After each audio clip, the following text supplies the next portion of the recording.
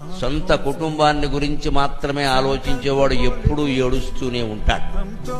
దేశం గురించి ఆలోచించే నా రాష్ట్రీయ స్వయం సేవక సంఘం కార్యకర్తలు ఒక్కడు కన్నీరు పెట్టాడు. They are the heroes. మనము మన కుటుంబం మరి దేశం గురించి ఆలోచించేవాళ్ళండి. దేశం దేశం దేశం తెల్లారితే దేశం. పెళ్లి చేసుకోరు, బ్రహ్మచారులుగా ఉంటారు.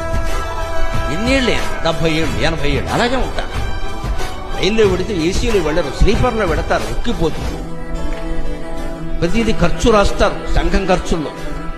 ఎంత రూపాయి పావలా 3 రూపాయలు ఎక్కువ రాయి. ఎవరింటోనో భోజనం చేస్తారు, హోటల్లో ఉండరు. కులభేదం లేదు, ఏం పెడితే అది తింటారు.